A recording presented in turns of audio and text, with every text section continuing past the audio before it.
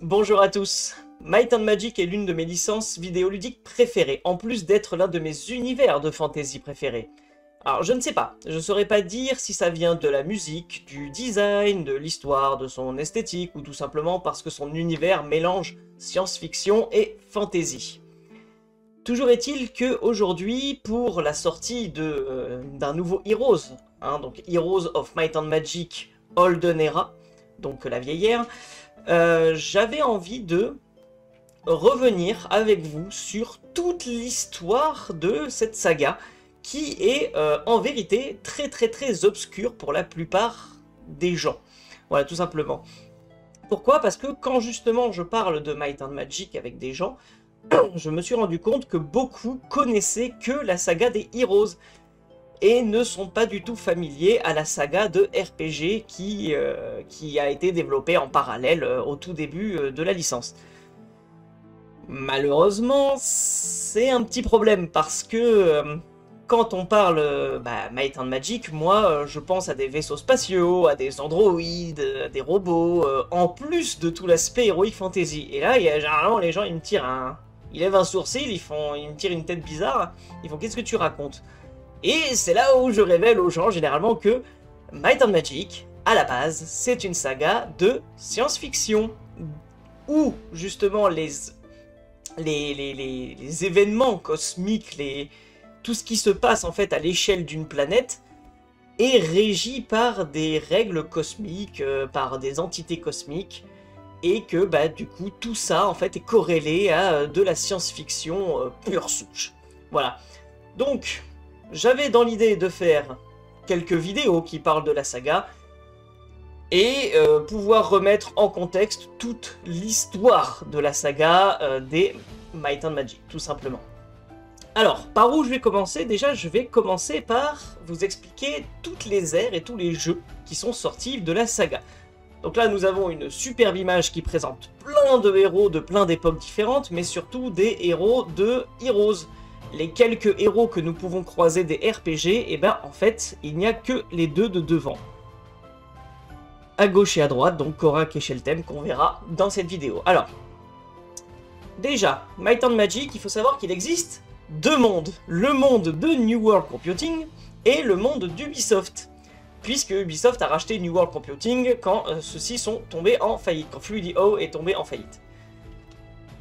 Et donc, dans le monde de New World Computing, on peut catégoriser trois grandes ères, la saga des Anciens, la saga d'Enros et la saga d'Axeoth.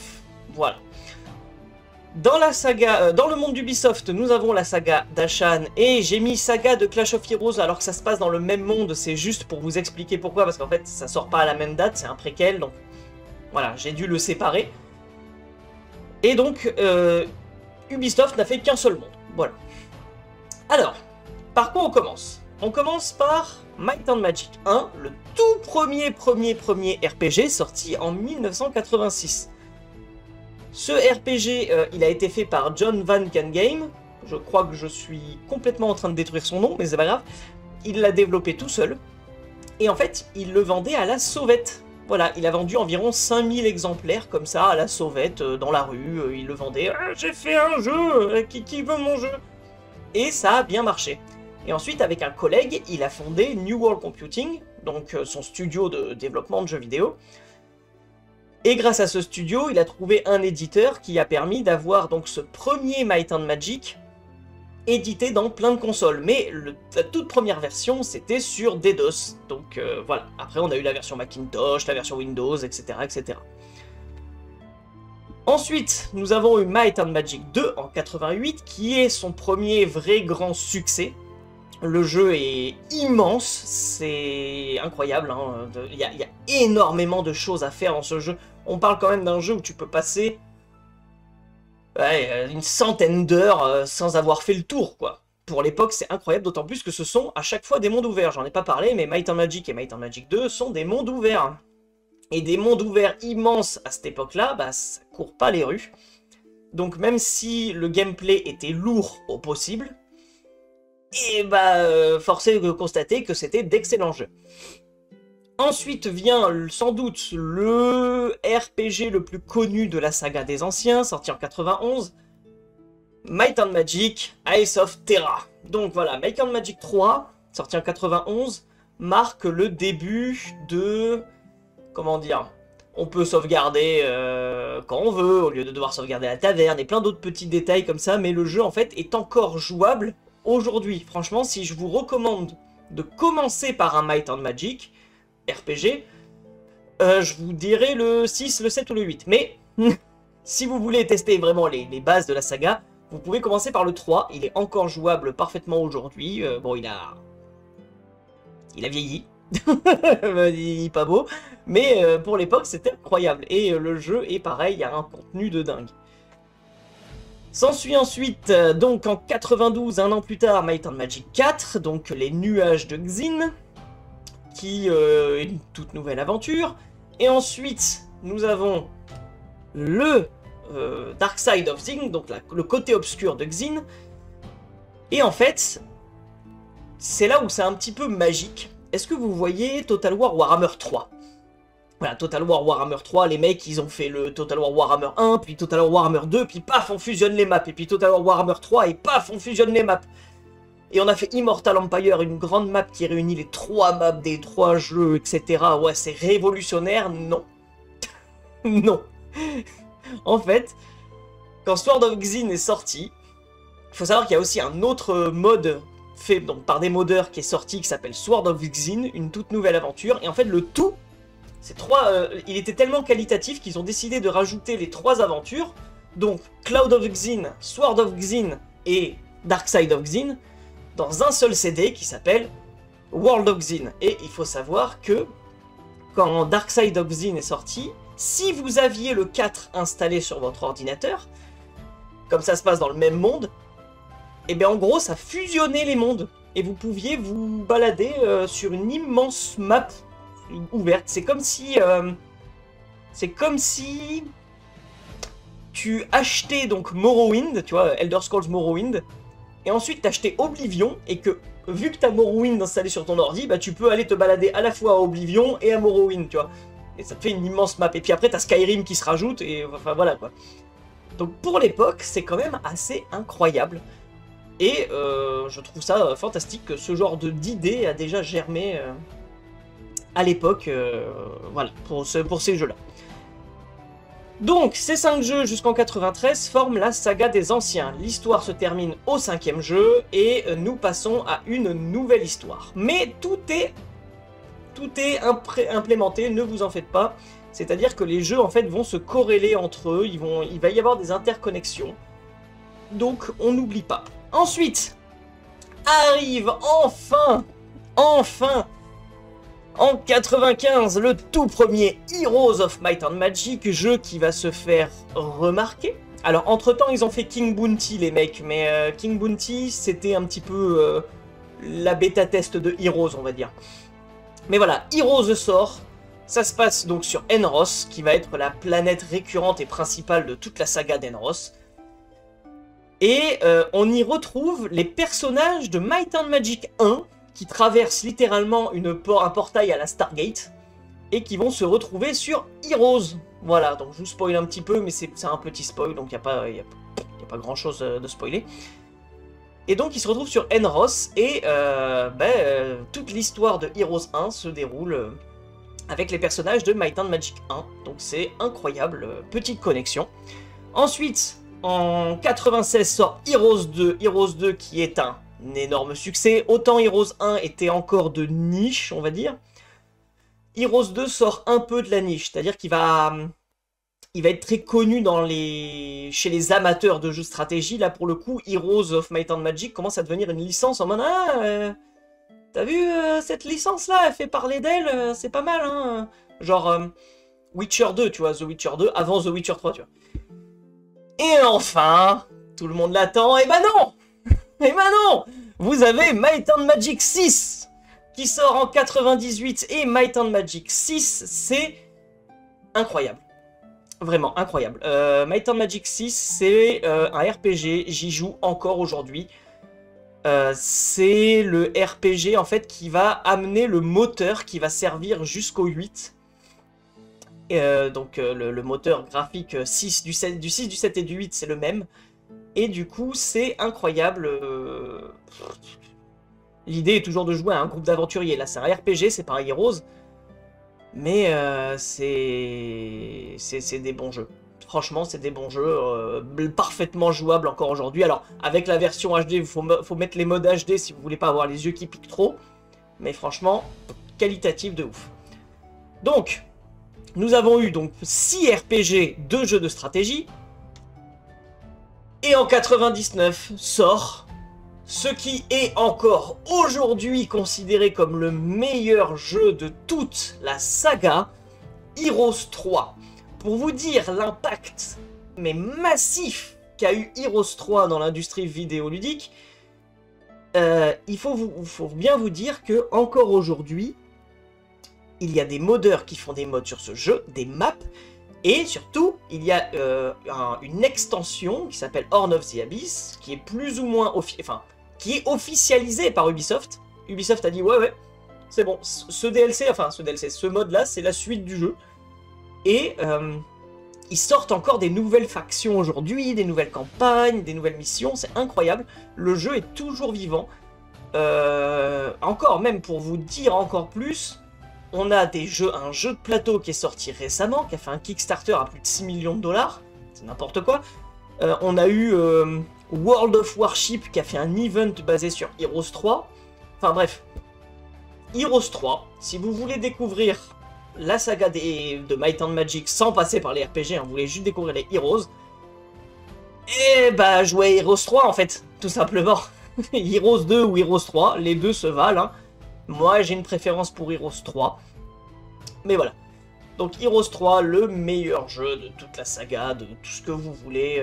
Voilà, les gens ne trouveront jamais aucun défaut sur Heroes 3, puisque c'est simple, il n'a pas de défaut. Voilà, c'est un jeu 20 sur 20 sans défaut. Ensuite, nous avons Might and Magic 7. Might and Magic 7, qui est sorti en 99 aussi, hein, quelques mois plus tard. J'ai une relation particulière avec lui, parce que c'était mon tout premier jeu PC acheté. Parce que mon tout premier jeu PC, c'était Pinball 3D, mais c'était sur le Windows de base, donc forcément, je l'ai touché en premier.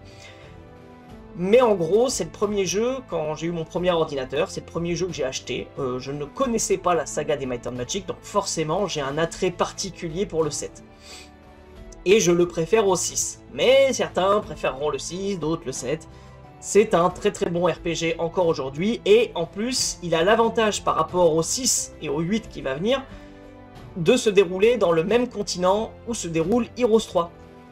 Et du coup, on peut retrouver les personnages de Heroes 3 dans Might and Magic 7. On leur parle, ils nous donnent des quêtes, enfin voilà. Ce qui est très agréable, ce qui est juste très agréable quand vous avez apprécié Heroes 3, de pouvoir voir vos personnages préférés avec votre petit groupe d'aventuriers.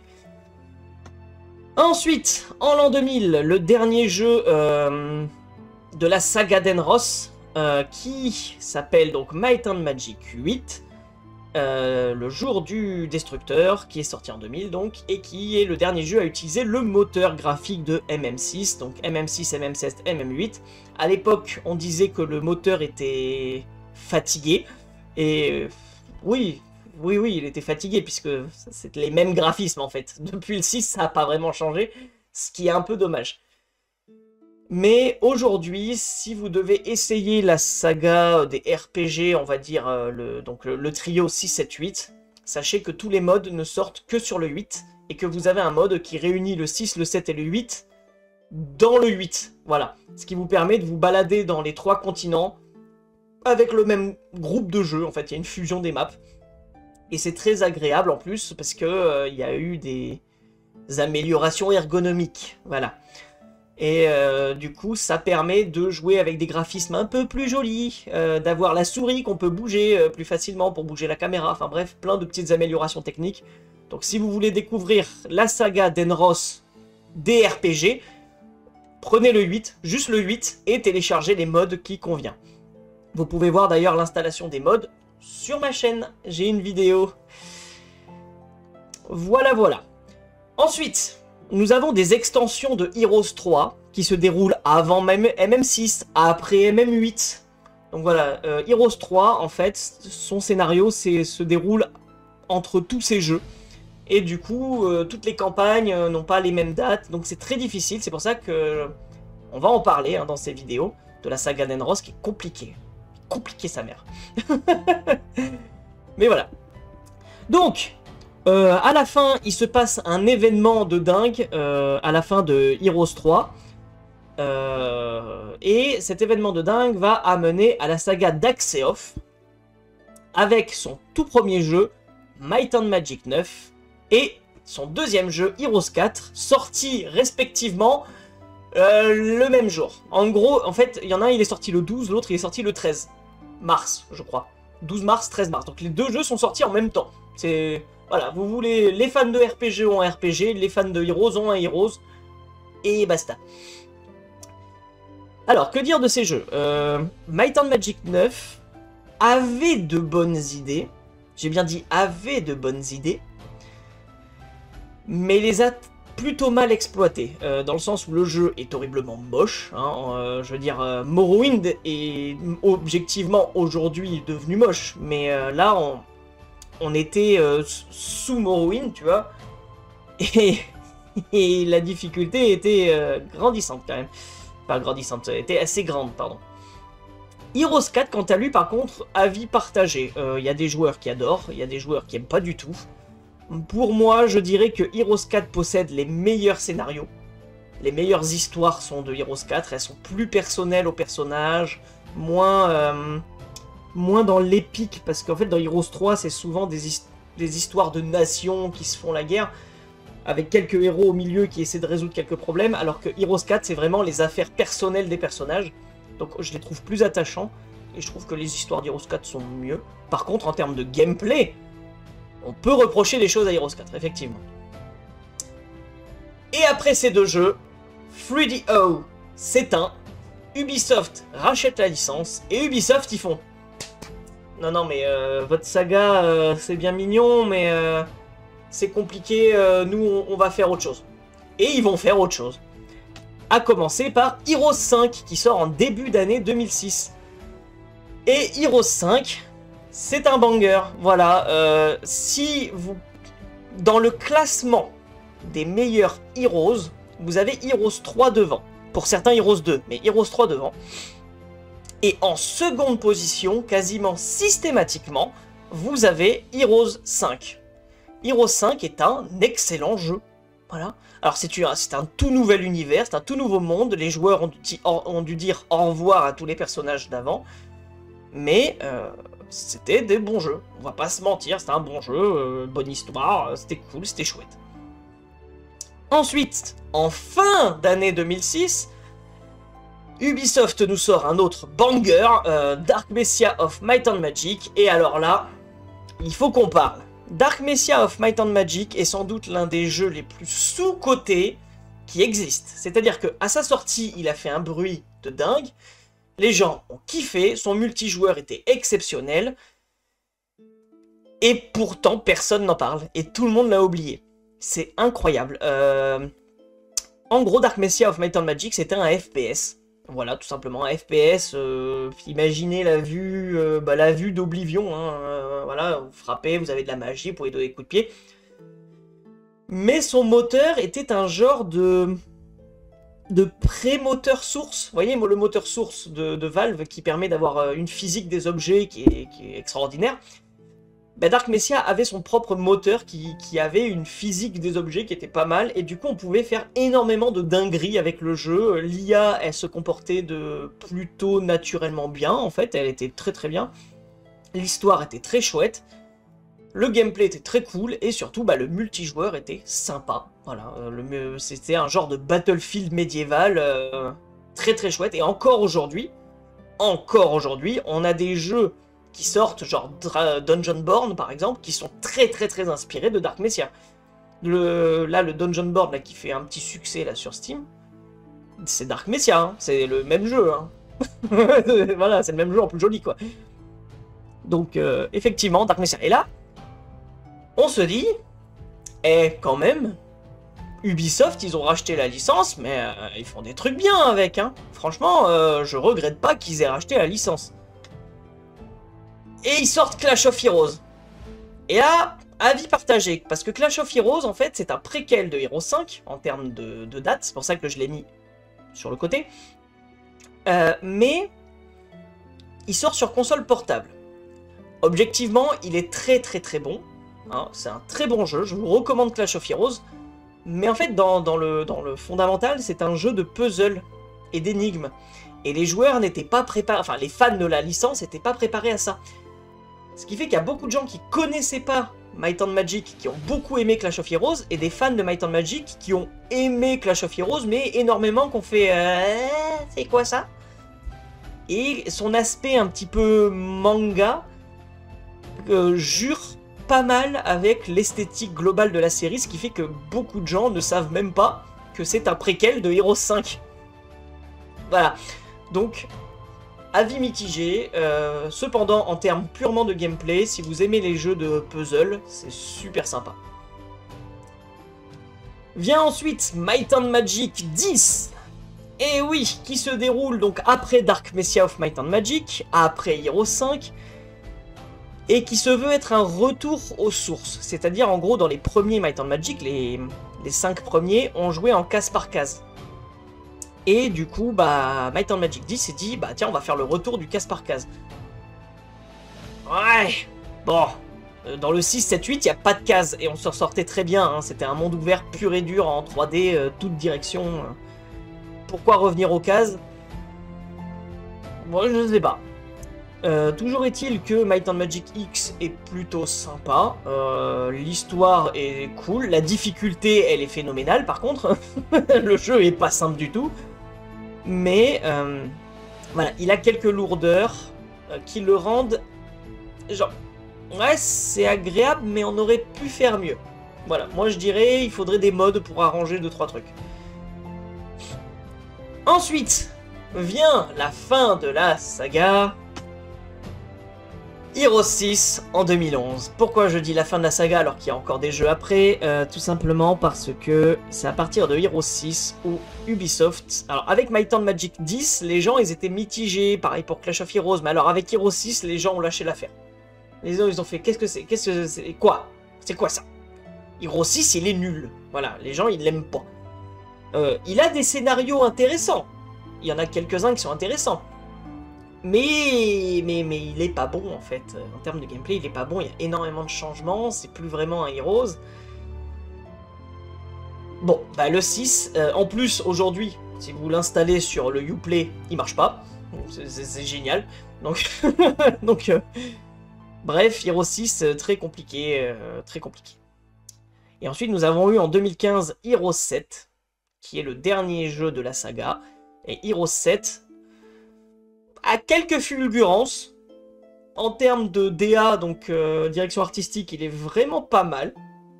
On va pas lui cracher dessus. Mais il y a mieux. Clairement, il y a mieux. Heroes 3 est mieux. Voilà. Le jeu est sorti en 99, il est mieux que le jeu de 2015. Voilà, qu'est-ce que vous voulez. Et en fait, comme vous remarquez, il n'y a plus d'autres jeux. Nous sommes donc en 2015. Et on n'a pas de nouveaux Heroes depuis 2015. Alors il y a eu des jeux mobiles, il y a eu d'autres jeux, genre des jeux de cartes, des jeux en ligne. Mais grossièrement, Ubisoft a fait de la merde avec la licence et tout le monde l'a oublié. C'est pour ça que à partir de 2020, il y a eu un petit renouveau. Et oui, parce qu'en 2020, l'extension Horn of the Abyss faisait énormément parler d'elle. Le lobby multijoueur était très actif. Des nostalgiques de la série ont commencé à faire des chaînes YouTube sur la série, moi y compris, et on a eu aussi l'arrivée d'un mode qui permet de fusionner, donc comme je l'ai dit, le 6, le 7, le 8, pour les RPG, une nouvelle faction qui sort pour Heroes 3, donc dans le mode Horn of the Abyss, nous avons eu l'annonce de Archon Studio qui fait le jeu de plateau Heroes 3, bref, on a eu une espèce de renaissance de la licence, mais autour de Heroes 3 seulement. Seulement Heroes 3. Et un peu les RPG autour de Heroes, quoi. Donc, ce revirement, cette espèce de renaissance a fait qu'Ubisoft s'est dit bon bah on va lâcher la licence à quelques développeurs fans de la saga, et on a actuellement aujourd'hui Unfrozen qui fait Golden Era au moment où je fais la vidéo, qui n'est pas encore sortie, mais dont je ferai sans doute des vidéos. Voilà, voilà, maintenant vous connaissez un peu tout de la série. Pour mes vidéos, nous allons parler que du monde de New World Computing et pas du monde d'Ubisoft, sauf si vous voulez absolument que je fasse le monde d'Ubisoft, parce que c'est un monde qui me plaît un peu moins. Et pour cette première vidéo, on va se concentrer sur le prologue, donc ce qu'il se passe avant Might and Magic 1. Pourquoi? Parce que je viens de faire un résumé de dingue déjà de ce qu'est Might and Magic, et donc j'ai pas envie que la vidéo dure trop longtemps. Bref. On va commencer l'histoire de Might and Magic. Alors, à l'aube des temps, hein, dans l'immensité de l'univers, il y avait 5 plans élémentaires. On y retrouvait le plan du feu, le plan de l'eau, le plan de l'air et le plan de la terre. Et le 5e élément, qui est le plan de la magie. Voilà.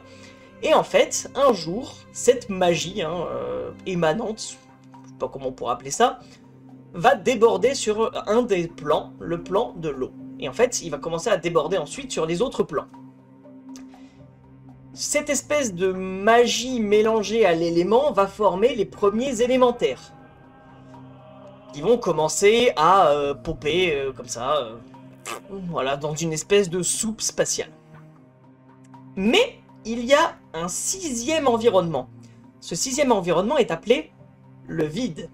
Effectivement, c'est le vide spatial. Il n'y a rien. Rien à faire. C'est vide. Voilà. Et un jour, nous avons donc Aqualander, donc le seigneur suprême, le plus grand élémentaire, le roi des élémentaires de l'eau. Aqualander, donc lui, enfin, c'est pas des vraies images, hein, j'ai juste pris l'image d'un élémentaire d'eau, qui se dit, quand même, le vide... bah, j'aimerais bien qu'il soit rempli d'eau. Ce serait chouette, on serait plus nombreux. Et donc il commence à se propager dans le vide. Je sais pas comment on peut expliquer ça, se propager dans le vide. Mais un autre roi élémentaire, Shalwend, donc le souverain du plan de l'air, il ne voyait pas cette aspiration d'un bon œil. Lui, il voit que l'eau s'étend partout dans le vide, et il se dit moi je veux ma part. Non mais oh. Et du coup, bah, il commença à former une armée d'élémentaires pour aller combattre les élémentaires de l'eau. Et ainsi, une guerre commença entre l'eau et l'air. Et ils se battaient férocement. Le truc, c'est que l'air, bah, ça balaye l'eau, mais vraiment assez facilement, quoi. Du coup, Aqualander n'arrive pas à combattre les élémentaires de l'air qui commencent à gagner. Et il se dit... ah, ce serait peut-être bien, qu'est-ce qui pourrait empêcher l'air de gagner? Ah bah oui, je sais, le feu, puisque le feu absorbe l'air pour vivre. Voilà. Et du coup, il va demander à Piranast, donc un élémentaire de feu qui est le grand roi du feu, il lui dit, j'ai l'élémentaire de l'air, là, j'ai Shalwen là-bas et son armée, ils veulent conquérir le vide, ils veulent rien partager. Et du coup, est-ce que tu pourrais m'aider à le repousser? Et le feu se dit, ah, ouais, ok. En plus, ce qui est marrant avec les élémentaires de feu, c'est qu'ils adorent la destruction, ils adorent tout ravager, en fait, ces élémentaires de feu, tu vois. Et du coup, eux, la guerre, bah, le concept de guerre, ça leur plaît. Du coup, ils s'attaquent aux élémentaires de l'air. Et ils absorbent, évidemment, l'air pour s'embraser encore plus. Petit problème. Piranast, du coup, qui adore justement ce concept de guerre, commence à s'en prendre aussi aux élémentaires d'eau. Et donc il y a une guerre entre ces trois éléments qui va commencer à prendre forme, hein. Donc l'eau va éteindre le feu assez facilement, là où le feu détruit l'air facilement, mais l'air balaye l'eau très facilement. Ça va créer un espèce d'équilibre élémentaire dans cette guerre cosmique, et qui durera 3 plombes. Il n'y a pas de date, mais voilà, c'était il y a très longtemps. Jusqu'à un jour où Gralcor, le maître, donc le maître des élémentaires de la Terre, hein, décide de se réveiller. Le mec, il arrive, il voit qu'il y a les 3 éléments qui se battent, et il fait... Oui, bon, c'est bien gentil votre truc, mais le vrai seigneur, tout le monde sait que c'est moi, hein, le meilleur élément. Donc il va, bam, rentrer dans le combat. Et là, petit problème. Les élémentaires de terre sont solides. C'est-à-dire qu'ils absorbent l'eau, quand l'eau arrive sur eux, ils estompent le feu, puisqu'ils prennent pas de dégâts de feu, et en plus, quand l'air essaie de les souffler, vas-y, souffle, hein, je m'en fiche en fait.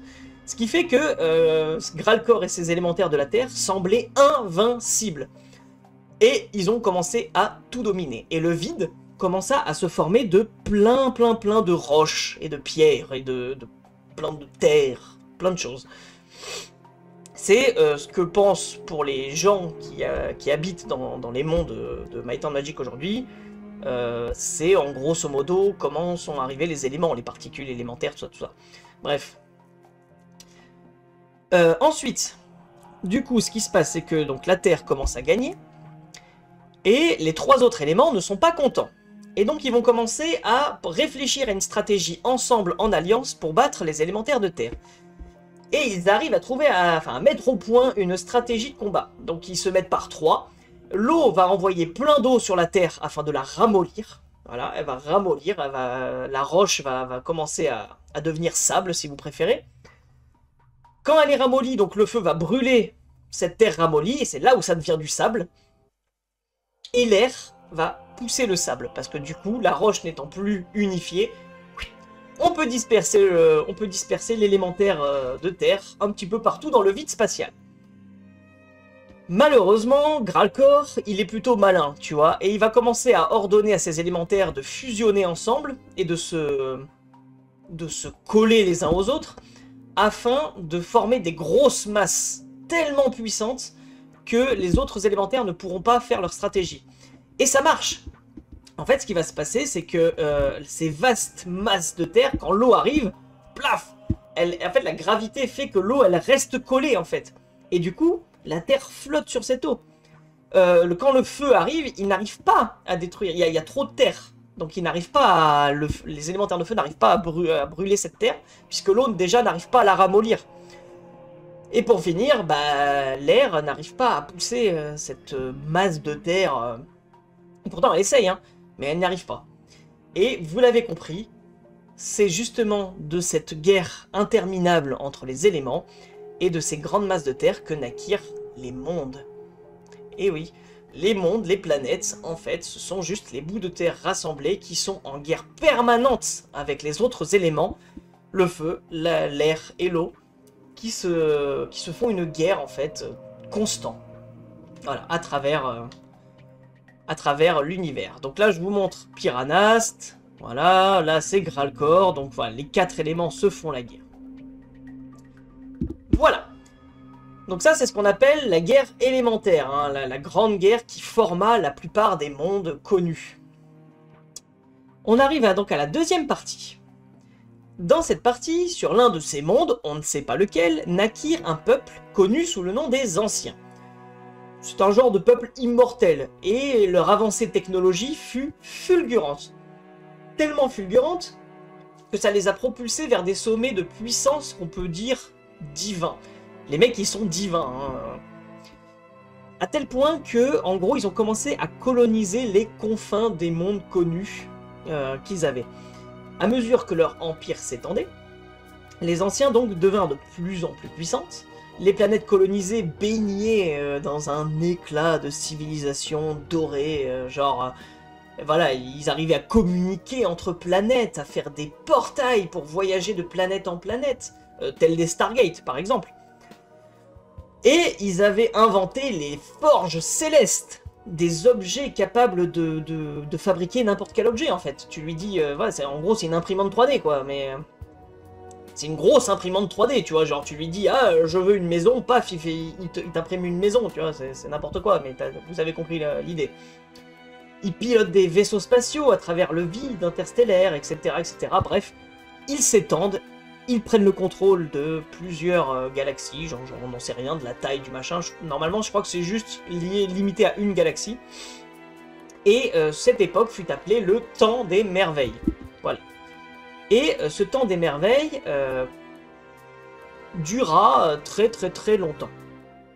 Cependant, la guerre primordiale des élémentaires faisait toujours rage. Et ça attirait, plus ou moins à un moment donné, l'attention des anciens. Et quand ils virent qu'en fait, les éléments avec lesquels ils vivent sont en fait des éléments liés à la magie, il faut savoir que les anciens sont très liés à la magie, on pourrait...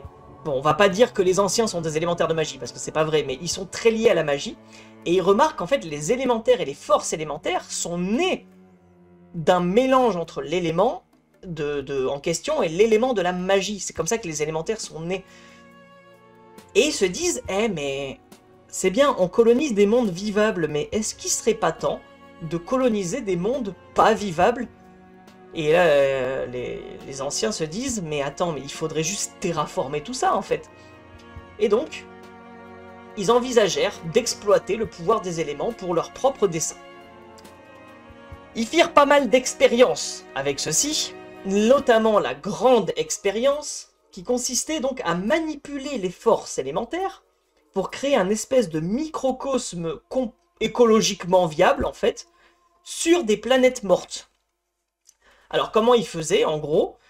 Ils faisaient, hop là, voilà, ils faisaient en gros ce que vous voyez là, ils créaient des machines qui vont transporter ces microcosmes, donc ils vont créer le microcosme avec l'aide de leur puissance phénoménale, et ensuite ils vont les mettre sur des vaisseaux, ou alors ils vont mettre un système à l'intérieur de la planète, ou alors, enfin, du transporteur, et en gros ça va être imaginez des dômes sur des vaisseaux spatiaux, voilà, des dômes sur des vaisseaux spatiaux qui filent à travers l'espace en quête de planètes mortes. Et quand ils en trouvent une, le vaisseau spatial rentre dans la planète, dans l'astéroïde, il se pose, et ils vont commencer à terraformer la planète pour qu'elle soit vivable. Grossièrement, c'est comme ça que ça marche.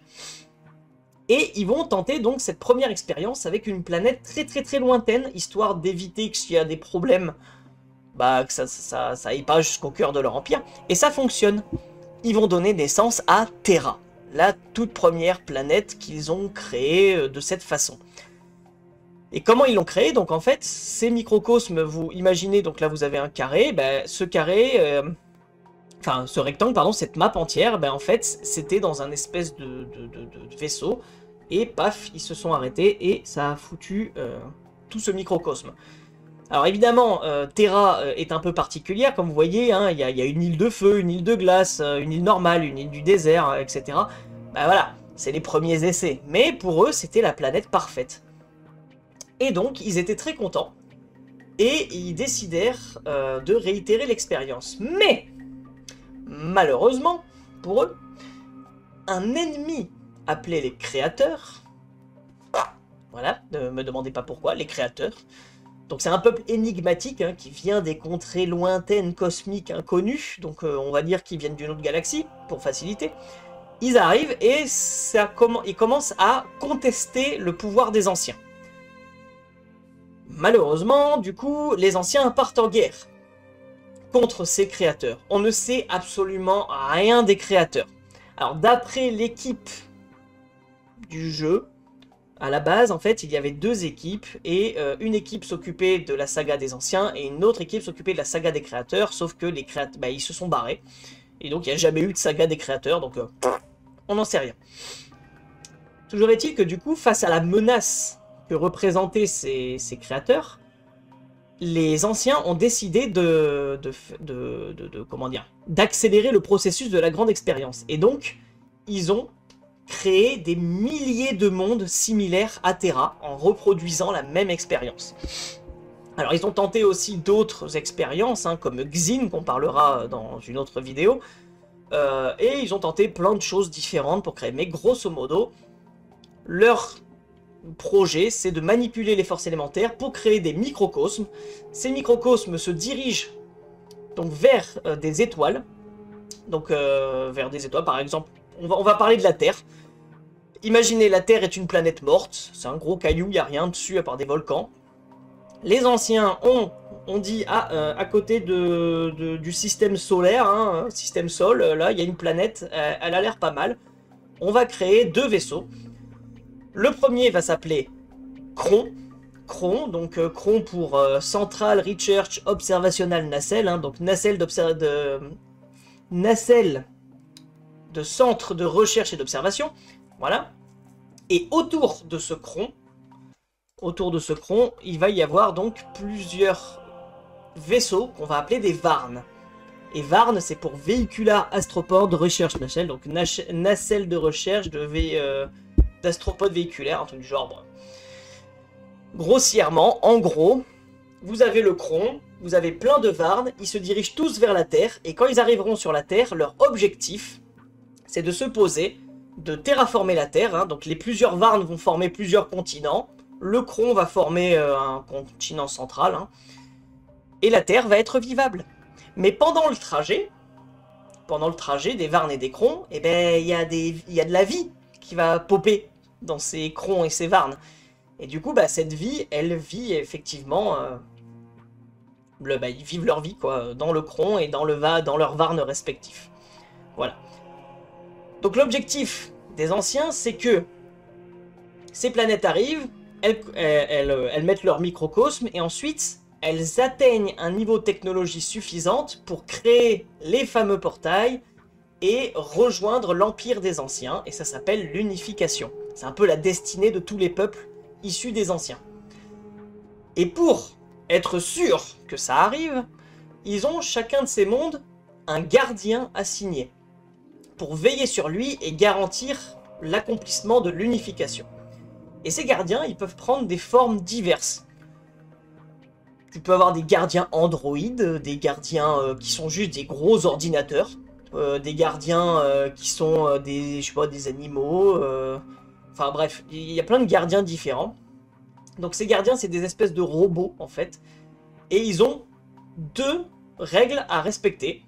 Première règle, obéir aux anciens. Deuxième règle, protéger et prendre soin du monde dont ils ont la charge. Voilà, donc vous avez compris. Grossièrement, qu'est-ce qui se passe pour la grande expérience et l'unification? Les anciens créent un CRON et plusieurs VARN autour. Le CRON doit diriger tous les VARN vers une planète. Chaque VARN et chaque CRON possède son gardien. Et ils se dirigent tous ensemble vers la planète. Quand ils arrivent pendant le trajet, il y a de la vie qui peut apparaître. Ou alors ce sont directement des colons. Ça peut aussi être des colons anciens. Des anciens qui sont des colons. Des fois, c'est leur peuple, hein, directement, qu'ils amènent. Et ensuite, tout va se poser sur ces planètes. Et le gardien va faire en sorte d'aller voir les peuples et leur dire, voilà, technologiquement, va falloir faire ci, faire ça. Alors, ils peuvent faire ça de plusieurs façons, hein, chaque gardien a sa personnalité.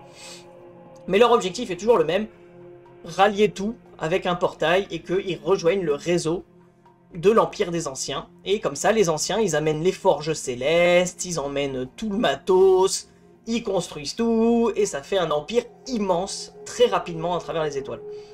Voilà. Ensuite, du coup, nous avons la naissance d'Enros. Alors, Enros, c'est un cas particulier, puisque Enros n'est pas un monde fait avec des VARN. Non! Et non. Enfin, si et non, c'est un peu compliqué. Grossièrement, en fait, Enros est une des planètes créées par la guerre élémentaire. C'est tout. Voilà, c'est une des, comme la planète des anciens, c'est une planète normale en fait. Et il y avait déjà de la vie dessus. Enfin, il n'y avait pas de vie dessus, pardon. Mais quand les colons des anciens sont arrivés, la vie a pu apparaître donc sur Enros. Alors, que s'est-il passé? Il y a un VARN qui s'est ramené, donc c'est le VARN 1904, qui arrive sur Enros et qui colonise en fait, conformément au protocole d'unification, hein, il va coloniser toute la planète, là, voilà, ils vont s'installer partout les colons. Et la planète donc suit un cours de développement normal, sous l'œil vigilant de leur gardien, qui s'appelle Méliane.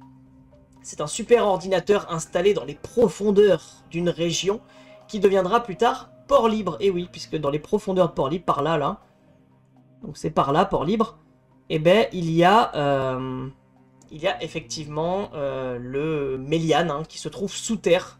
Et c'est un gardien de type giga ordinateur, voilà.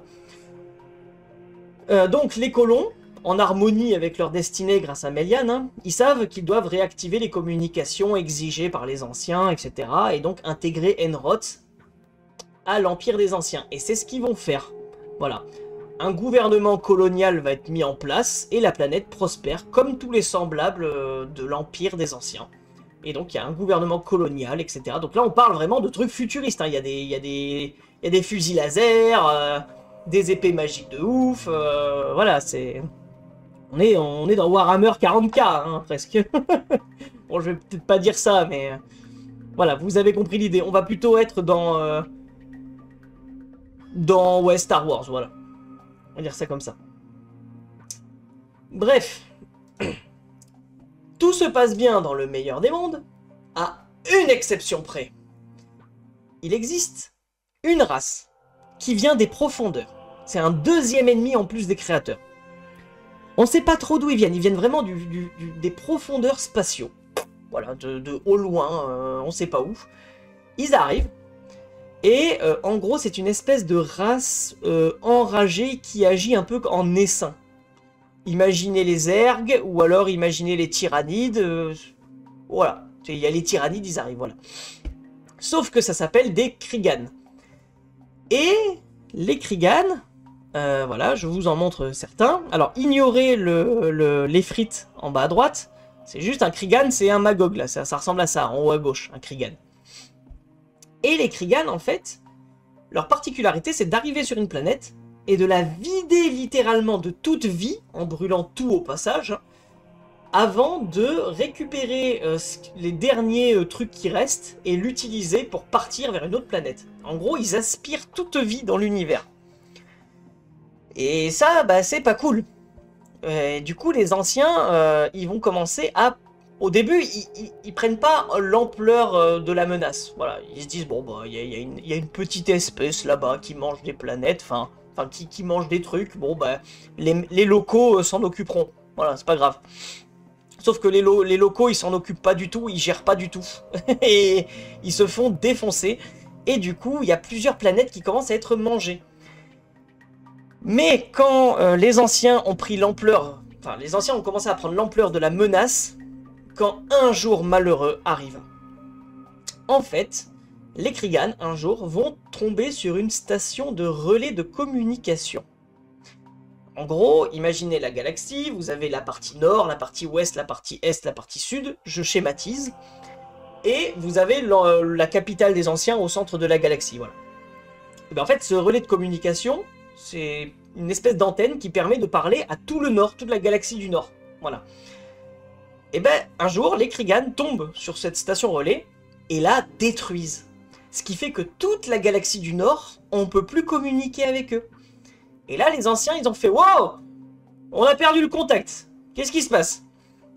Et en fait, ils ont perdu le contact avec toute la partie où se déroulent tous les jeux Might and Magic.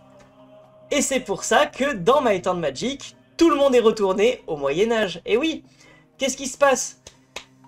Et bah du coup, les planètes se retrouvent isolées, les portails ne fonctionnent plus, enfin presque plus.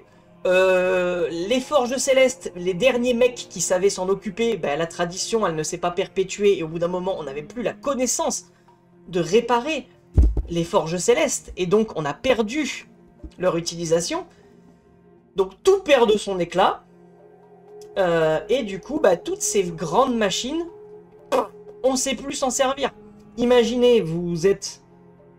Voilà, il y a une apocalypse zombie. Et vous vous retrouvez avec un ordinateur cassé. Est-ce que, sincèrement, vous savez réparer un ordinateur cassé? Non, vous savez vous en servir, mais vous savez pas le fabriquer. Et ben voilà. C'est ce qui s'est passé avec les forges célestes. Alors, sur Enros, on a appelé ça le silence, c'est-à-dire que, en gros, il n'y avait plus de contact avec les dieux. Voilà, les dieux nous répondent plus. Au secours, qu'est-ce qui se passe? Et ça marque l'an 0 du calendrier d'Enros. Ce sera important dans une future vidéo où je parlerai de la saga d'Enros. Parce qu'on va parler à partir de l'an 0. Et l'an 0, c'est quand les Krigan ont bousillé ce relais de communication et que du coup, toute communication a disparu. Bref, du coup, les forges célestes sont éteintes, tout part en vrille, et du coup, malheureusement, tout sombre vers un âge sombre, où on va retourner au Moyen-Âge avec des épées. On va utiliser donc ce qu'on sait déjà utiliser, c'est-à-dire la magie, mais plus la technologie, et donc ça va devenir un monde d'heroic fantasy. Voilà. Et en fait, les artefacts, les grands artefacts surpuissants qu'on peut trouver, en fait, ils ont été fabriqués par les forges célestes, forcément. Ce qui fait que quand vous trouvez dans Heroes 3, je sais pas moi, le grand talisman de Bidule, et bien en fait, le grand talisman de Bidule, c'est sans doute un objet technologique qui a été fait par les anciens. Quand vous tombez sur des... Quand vous tombez sur, je sais pas, bon, peut-être pas la lame d'Armageddon, parce qu'elle, elle a été créée, mais par les gens dans l'histoire, mais voilà, il y a plein de reliques qui viennent des anciens. Les anges, c'est des androïdes de défense. Ils étaient là pour défendre la planète, sous l'ordre de Méliane, justement. Et oui, les anges sont des androïdes. Voilà, vous le saurez. Les anges, c'est C17 et C18. Bref. Tout le monde retourne dans l'ignorance et tout ça. Et nous allons donc passer au début de l'histoire, ce qui se passe juste avant le premier jeu, et on s'arrêtera là. Alors, nous allons parler de Sheltem. Alors, on va revenir sur Terra, déjà. Terra, donc ça c'est avant. Là, ce que je vais vous raconter, ça se passe... On ne sait pas si ça se passe avant ou après le silence, mais normalement, ça se passe avant le silence. D'accord? Ou après, enfin, on n'en sait rien. Bref. Nous avons donc Terra. Voilà, donc Terra, c'est la première planète créée par les anciens. C'est celle que les anciens préfèrent, etc. Et Terra n'est pas exempte de gardien. Son gardien n'est autre que Sheltem. Alors, Sheltem, c'est un modèle de gardien. C'est-à-dire qu'il y a plusieurs Sheltem, mais on va parler d'un Sheltem en particulier, celui de Terra. Donc quand je dis Sheltem, pensez juste au personnage. Ne vous dites pas c'est un Sheltem parmi tant d'autres, ils sont pas tous comme ça. Bref, donc c'est un androïde à l'apparence humaine. Et Sheltem, sur Terra, il remplit sa fonction très très bien, voilà. Il supervise le monde de Terra depuis le début, mais comme c'est la première planète qui a fait l'unification, ça fait longtemps qu'ils sont unifiés, eux. Et voilà, il est connecté au centre de contrôle de la planète, il veille sur elle, etc., etc. De plus, il n'hésite pas à utiliser ses ressources et sa magie pour faire des choses bien. Donc il aide vraiment son peuple. Il y a juste un tout petit souci, c'est que lui... Ce Sheltem-là, hein, il se dit, ouais, moi j'ai la première planète, la planète préférée des anciens, faut pas que je foire. Et il va se donner, on va dire, toutes les chances de son côté. Et il va commencer à s'améliorer lui-même. En gros, il va changer son code interne pour essayer d'avoir plus de fonctions, plus de choses, qu'il puisse faire plus de choses, quoi. Donc il va acquérir force et fonctionnalité, devenir un grand maître de magie aussi, afin de devenir le gardien le plus parfait possible, prêt à soutenir son monde de la meilleure manière qui soit. Il va vraiment tout faire pour être le meilleur des meilleurs. Malheureusement, aucune créature dans l'univers ne peut être parfaite. Et à force de modifier son code, un peu comme tous les développeurs débutants, il va commencer à y mettre des erreurs et à ne plus savoir où sont les erreurs. Et donc il va commencer à se radicaliser, on va dire. En gros, il va commencer à faire des choix un peu douteux. Du type, je vais tuer toutes les guêpes parce qu'elles dérangent mon peuple, et comme ça ce sera mieux. Sauf que si tu tues toutes les guêpes, ça pollinise pas les fleurs, et du coup, ça fout le bordel en fait dans le monde entier. Bref, il fait des petites erreurs comme ça, tu vois. Et ça va commencer à se remarquer.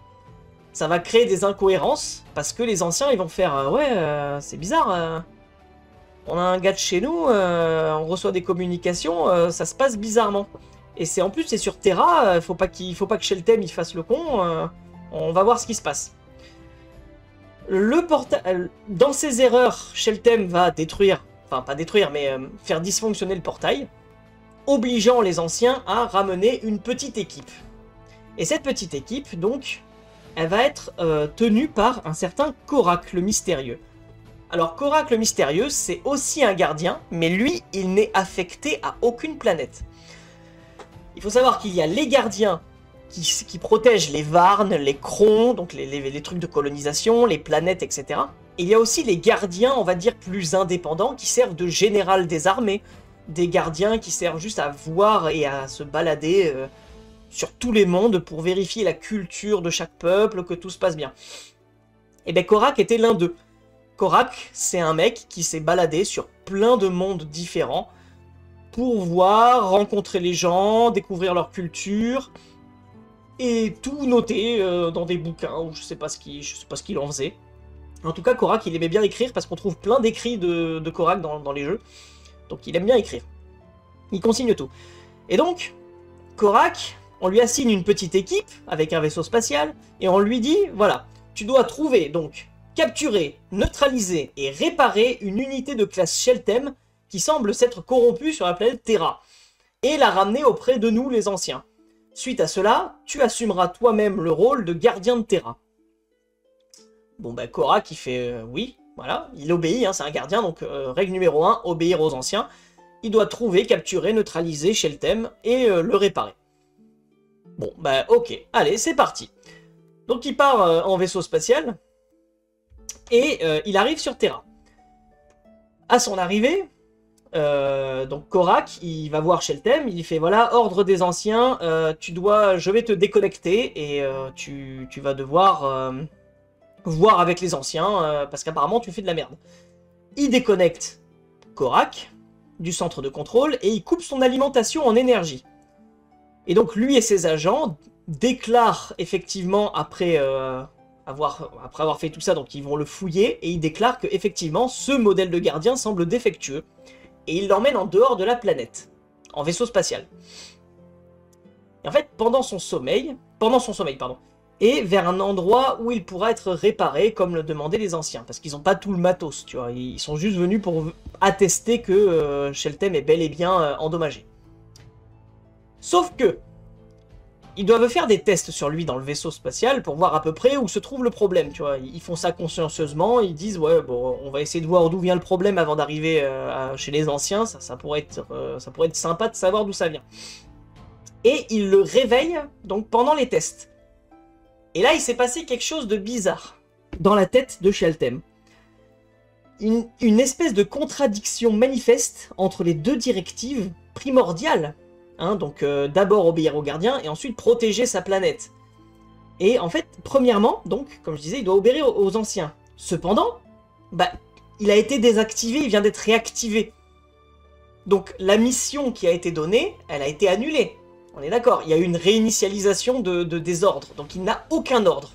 Actuellement, là, il vient de se réveiller pendant les tests, et il a 0 ordre des anciens. Donc bah, du coup, vu qu'il n'a pas d'ordre, il va prendre en compte le deuxième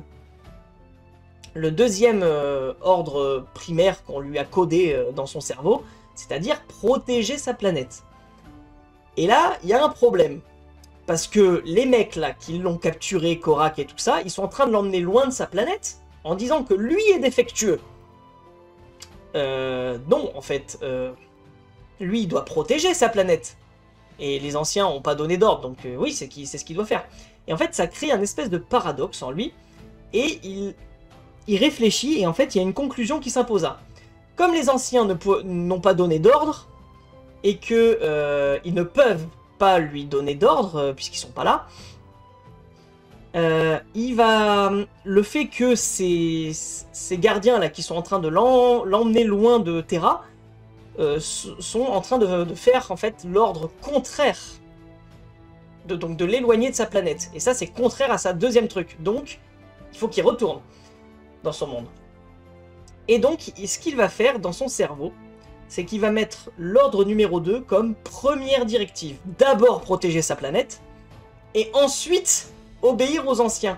Et je vous rappelle qu'il s'est amélioré et qu'il s'est auto-recodé. Donc du coup, cette espèce de bug apparaît, et il va se dire ouais, non, d'abord je protège ma planète, et ces gens-là, ces gens-là sont en train de m'éloigner de ma planète. Et même si j'y retourne, ils vont renvoyer quelqu'un, comme je ne les écoute pas, pour dire que je suis défectueux et ils vont m'éloigner de ma planète. C'est pas possible.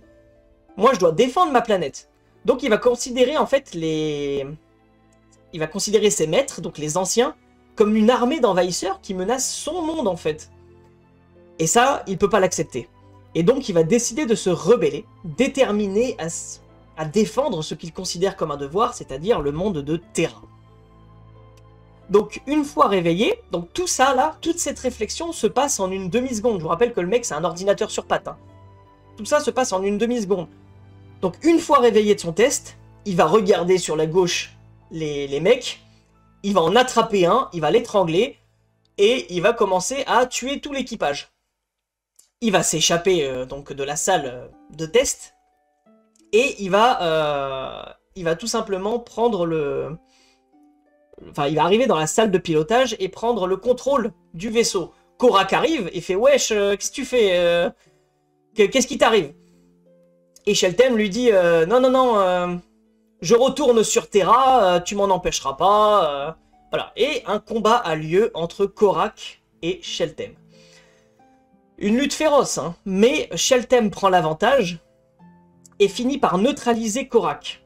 Et oui. Et il le débranche pas, mais il l'enferme dans les entrailles du vaisseau. Voilà.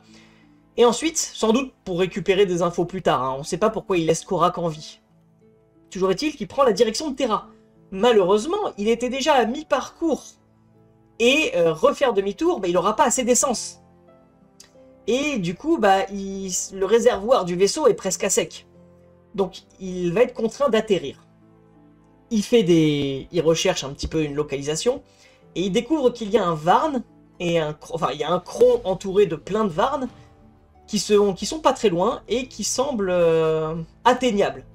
Et donc, il décide de s'y rendre, vu qu'il n'a presque plus de carburant. Il arrive donc il arrive proche, et en fait le plus proche de lui c'est un Varn, le Varn numéro 4. Et il va se cracher sur le Varn. Donc il n'a plus d'essence, donc de toute façon le vaisseau fonctionne plus. Donc il va réussir à se cracher sur Varn 4, autour de son cron et tout ça. Et il va réussir à se mettre en posture de façon à bien survivre à la chute. Et il va tout de suite sortir du vaisseau. Voilà, tout simplement. Et donc après être atterri et être sorti du vaisseau, il commença à partir vers le centre de contrôle du Varn sur lequel il a atterri. Il se dit, bon, je suis sur un Varn, normalement les Varn ils ont des ressources en carburant, il faut que je trouve ce centre de contrôle. Sauf que, en arrivant au centre de contrôle, il découvre quelque chose. Le Cron et les Varn qui lui sont associés sont en train de se diriger vers Terra.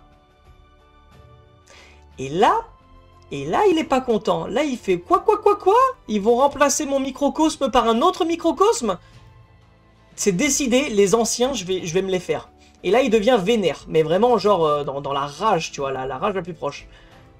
Mais il se dit, bon, ok, ils veulent remplacer, mais j'ai maintenant une solution. Le Cron et le Varn se dirigent vers Terra, j'ai juste à attendre qu'ils arrivent, et ensuite, je pourrai aller sur Terra. Legit. Donc, ce qu'il va faire, c'est qu'il va chercher où se trouve la cache, enfin les différentes caches, notamment les caches de carburant et de provisions de Varn 4. Et il va essayer de reprendre des forces. Alors il va trouver quelques caches qui vont lui permettre de reprendre des forces, etc. Mais pas assez pour retrouver du carburant et partir plus tôt, par exemple. Donc ce qu'il va faire, c'est que comme il connaît pas le monde de Varn 4, il va imaginer un plan. Comme il doit rester de toute façon sur cette planète, il est coincé. Il va, pour plusieurs années, hein, il va rester un peu dans l'ombre. Et plusieurs années passent, où il va prendre connaissance du nouveau monde de Varn, hein, donc Varn. Hop là, Varn. Il va prendre connaissance, et j'ai paumé non, ben non, j'y suis. Voilà. mon truc. Donc il va prendre connaissance de la planète et il va imaginer donc un plan qui va se dérouler dans le premier jeu. Et c'est là où on va s'arrêter, les amis. Vous connaîtrez sans doute son plan quand on va parler du premier jeu. Voilà. Donc, nous avons parlé du prologue, la naissance des planètes, des mondes, des anciens, les deux ennemis des anciens que sont les créateurs et les Krigan, et le contexte du premier jeu. Donc, nous avons Korak et Sheltem qui se sont crachés sur Varne 4, qui se dirigent vers Terra avec son Kron. Hein, je rappelle, le Kron, c'est un petit peu le chef des Varnes, comme en termes de vaisseau. Et il va imaginer un plan vu qu'il est coincé sur cette planète. Et on verra ça dans le prochain jeu. Voilà, voilà. Enfin, dans le premier jeu. Et je suis très content d'avoir pu parler de cette saga. Vous allez voir, ça va être très très chouette. On va bien s'amuser. Je vous dis merci d'avoir regardé. A plus et à la prochaine. Ciao.